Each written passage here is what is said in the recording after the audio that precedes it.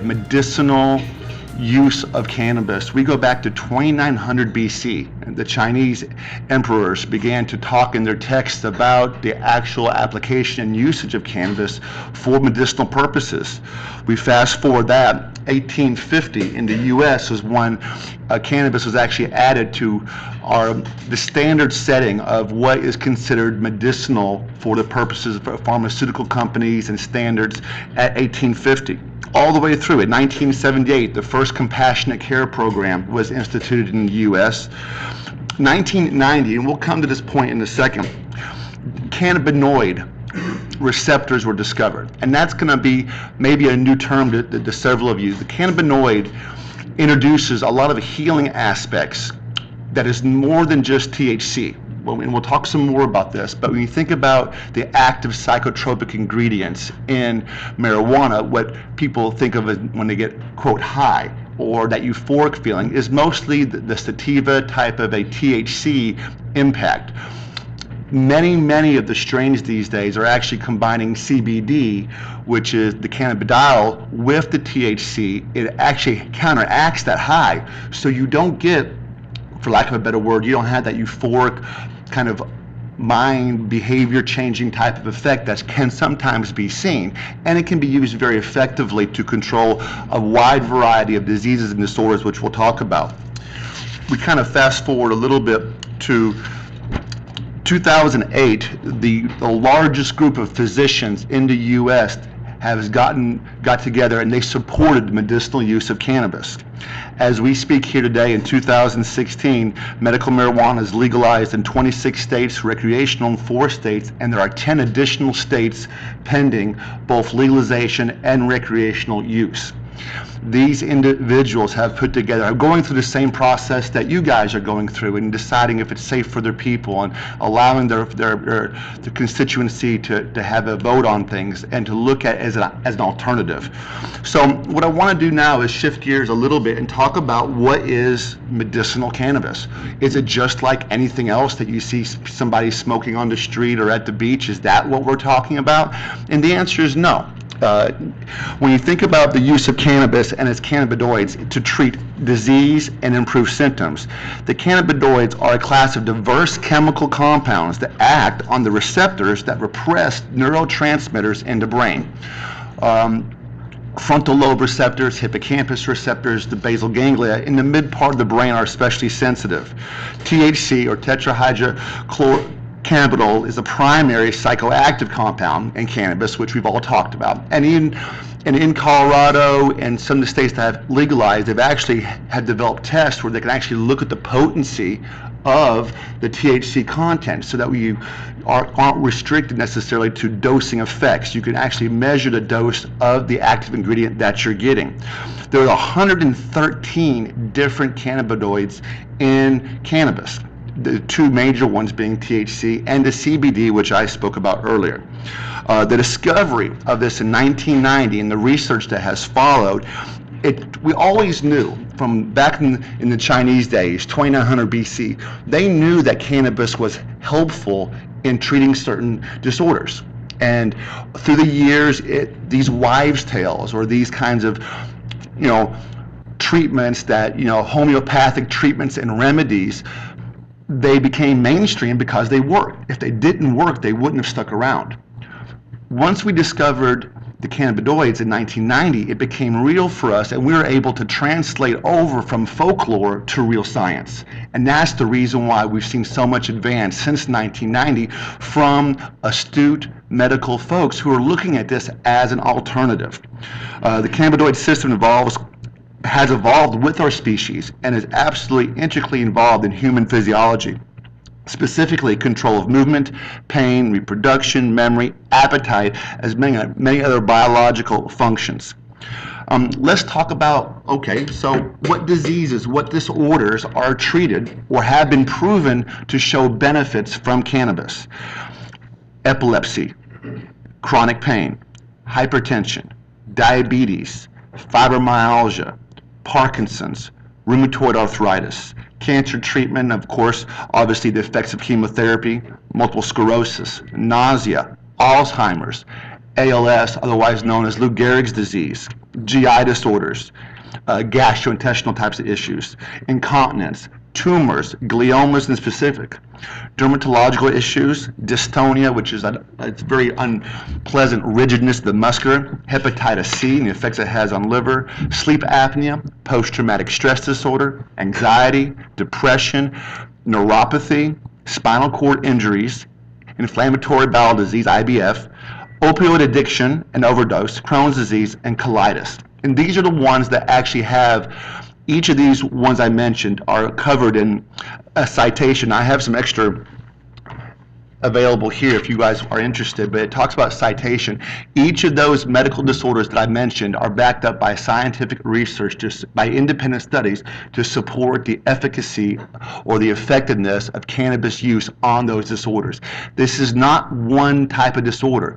Think about how many people that we in this room know that have or experience one or two or more of those types of disorders.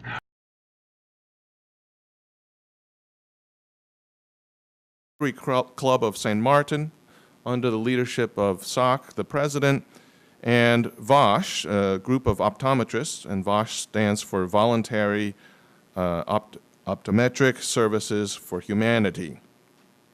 So they gave us some statistics, and I think it's rather impressive, and I think it's worth addressing. They saw 1,422 patients, so that's the number of eye exams that they conducted, and they wound up giving away 3,000 pairs of glasses. So some of the glasses are sunglasses, because one of the things that they believe it's important is that you protect your eyes from UV light. So obviously they have given away more glasses than eye exams.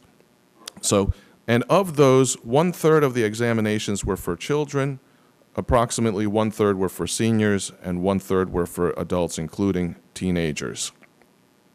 And there's a number of cases that came out of it. So there were about 10 to 15 cases that they estimate require emergency, or not emergency, but immediate follow-up care. But I think the numbers sometimes don't really convey the full message. And I met with the physicians afterwards just as a follow-up.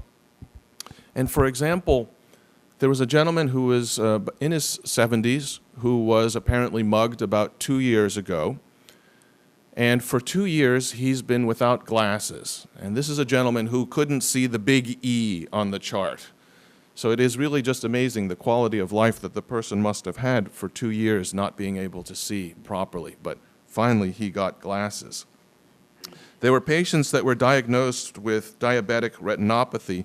And what that is a complication as a result of diabetes with the high levels of sugar in the blood that basically damaged the back of the eye, and if untreated, could eventually lead to blindness. There was a story about a 16-year-old girl, student, who had glasses, but obviously her prescription had deteriorated over time. And when she finally got new glasses, you know, she was just in tears that she could finally see the world as it's meant to be seen. And far too many children, they estimate of the children, probably 10 to 20% really needed glasses, but actually weren't aware of their need for glasses because no one really taught them or showed them that what proper eyesight should look like. And so, in a sense, I think the statistics are impressive, but I think the stories are more touching.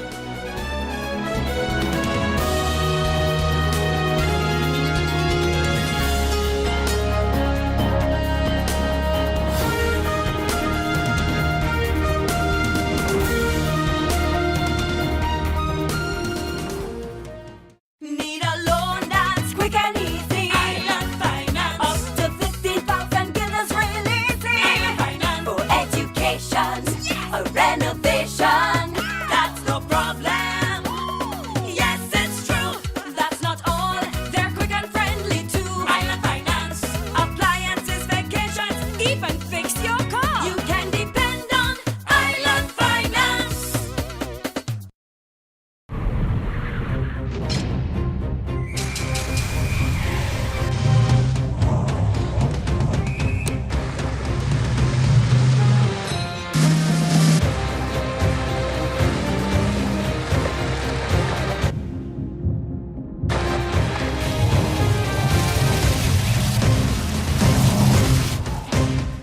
Only Hilux overcomes Hilux.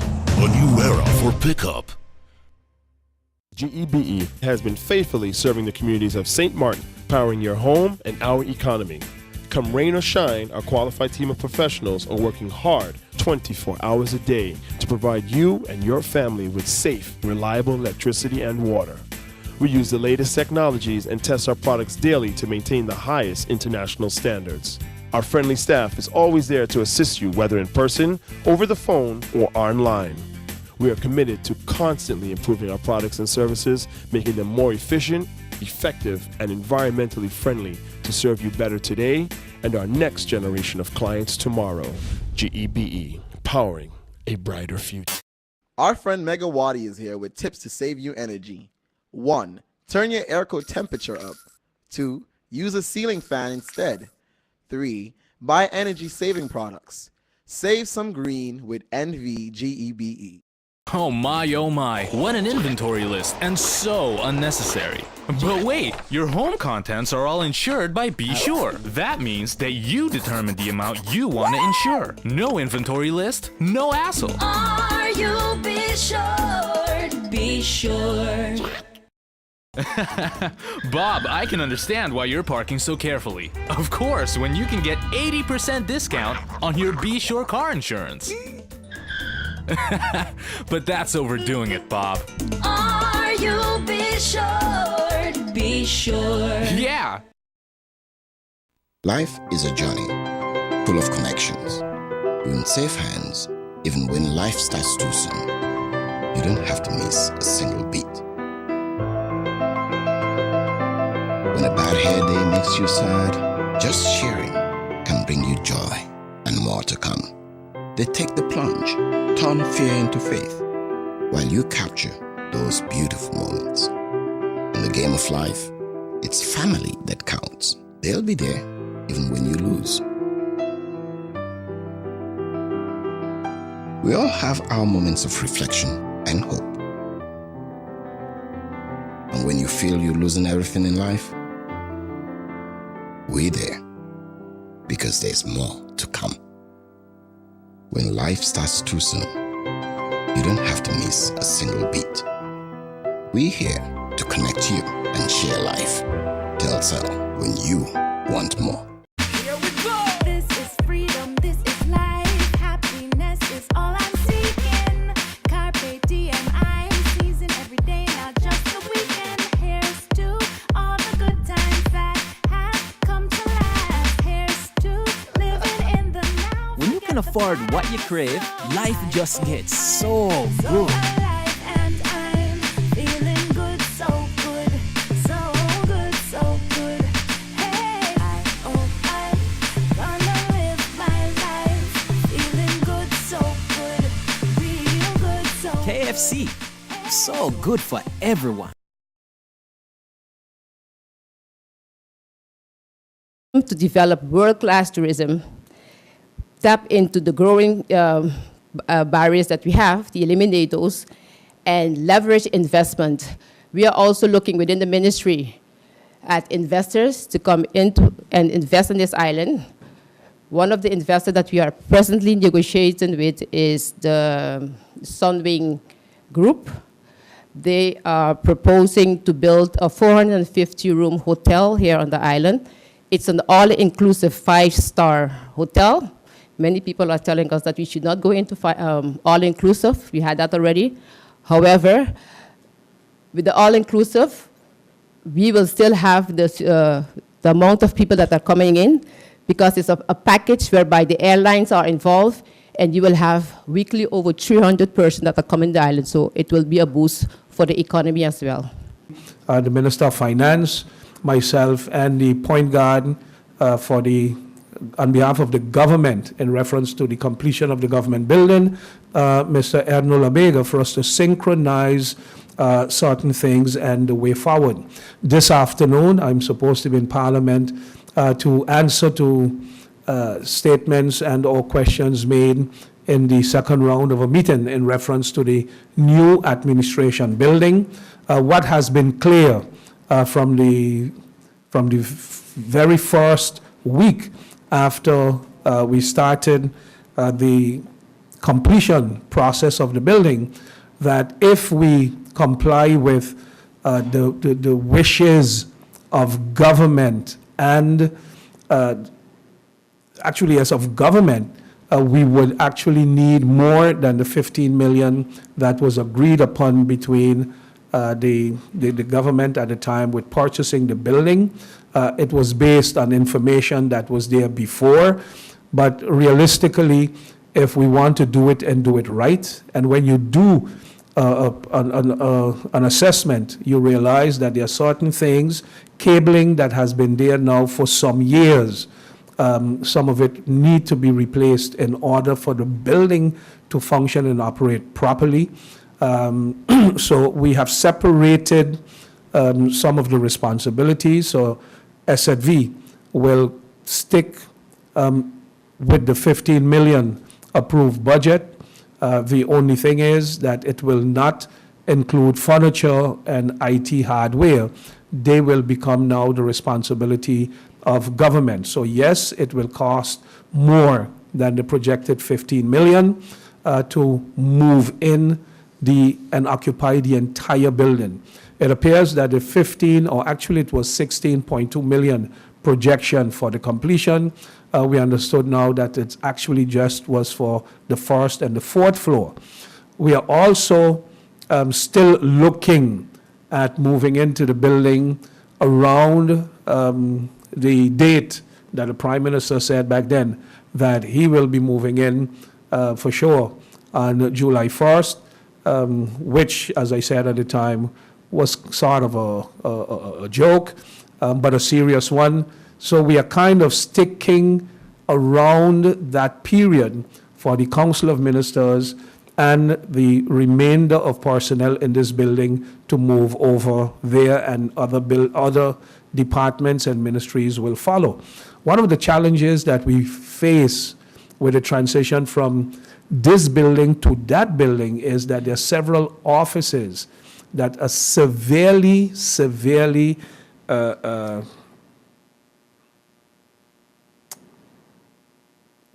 infected by mold. Some of them are severely infected by mold, particularly downstairs in the finance department. But throughout the building, we have detected mold that has crept into the building for the past years. Now, if you take files and you just, it's like you're moving from one house to another and your clothes are infected with mold. If you just take them and move them into the new home, you will take the mold along with you. So we need to go through a process of cleaning up files in order to prevent taking mold from this building over there. And if we don't do it right, within the next year or two, the entire building will then be infected by mold. And we know that mold is definitely not good for people's health.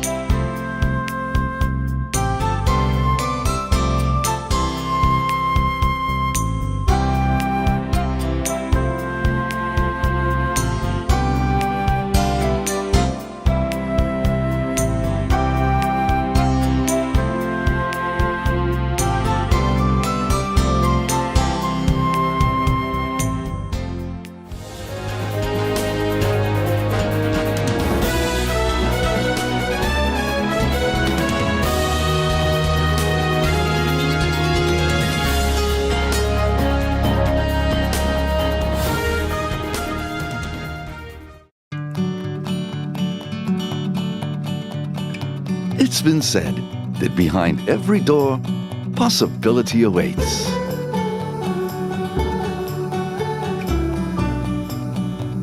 How much possibility depends on which door you open first. Every day, we help our customers discover the possibilities in their lives. It all starts with a conversation. Scotiabank. Discover what's possible.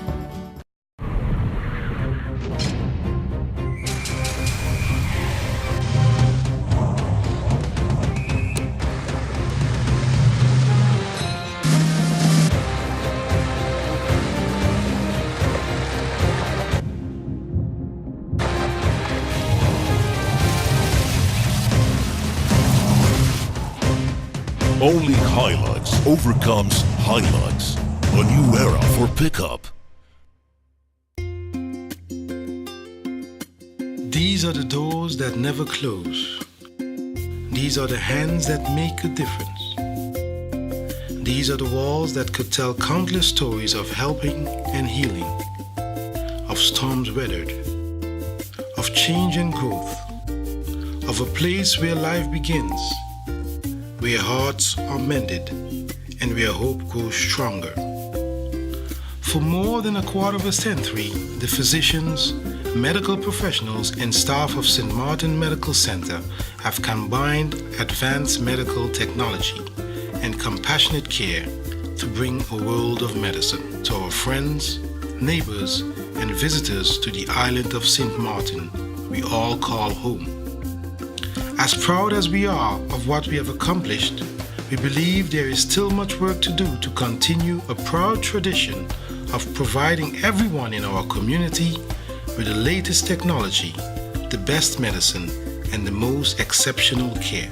St. Martin Medical Center, celebrating 25 years of serving, caring, healing.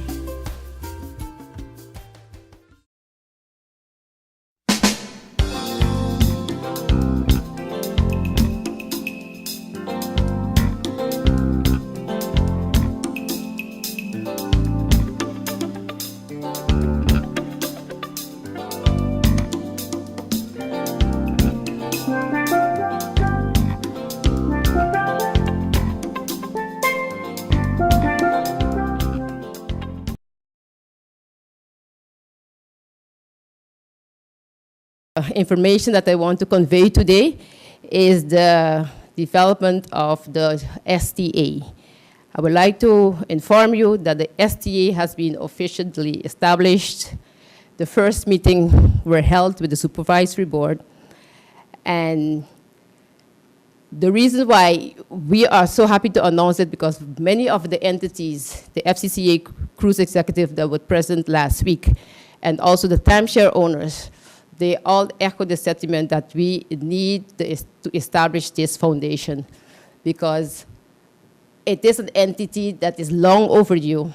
Many years we have been talking about this institution and nothing have happened. In fact, the SCA will consist of a board with a management foundation and a supervisory council. The supervisory council will be entrusted with the supervision, the policy of the management of the board, the central course of the foundation, and this board will consist of 5 members that are appointed from the members of the Harbor Group of Company, 1 member from the Harbor Group, 1 member appointed by the Princess Juliana International Airport, 1 member from the SCTA, 1 member from the St. Martin Timeshare Association, and 1 member appointed by the Minister of TIAT. The objectives of this newly established St. Martin Tourism Authority are, among others, to promote the sustainable development of the tourism industry in St. Martin, to promote and coordinate cooperation between public sector and the private sector organization engaged in this tourism industry, to promote and coordinate activities in the tourism industry as a responsible manner in order to preserve the integrity of the St. Martin's destination.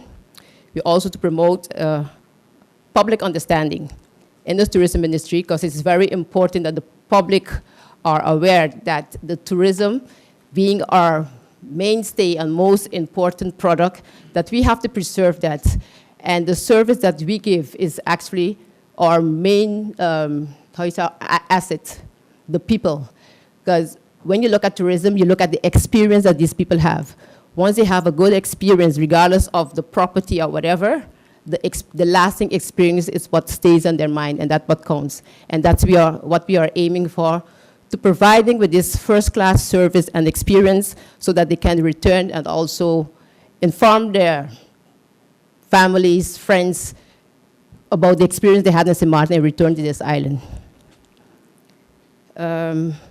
Another topic that I just want to touch on is the timeshare industry. We just had the group that came, and informed us that timeshare being one of the most important industry on this island. The timeshare industry actually represents 70 to 75% stay over a visitor. Approximately 85% of our timeshare visitors are annual guests, meaning that they are returning every year. The expenditures by the timeshare owners average about $5,000 per visit, and these expenditures are widespread at the restaurants, groceries, and car rentals. The tourism industry of St. Martin therefore depends heavily on the timeshare industry. We also want to remind you that the natural disasters that we had, such as hurricane, man-made disasters, and the 911, had its impact in the timeshare industry and the economy of this island. Given the above fact, we must all recognize how important the timeshare is to our island. I am pleased to learn that Mr. Marcel Javois, the president of the Timeshare Association, that the properties of St. Martin are making the necessary investment in improving their product to ensure that the product of St. Martin remain among the best in the Caribbean. I understand also that the Simpson Bay Resort had made a $20 million investment with a major renovation. DV Little Bay also had made major improvements to their check-in facility, the boat docks, and Oyster Bay also has developed a new marina and made significant improvements to the restaurants and the bar. As you said, they just had the opening of their Infinity restaurant. Regards to the protection of the timeshare owners and legislation, which was mentioned also, the timeshare properties are doing what is necessary to ensure and remain the premier destination, and the government have also been doing their share to protect this important industry.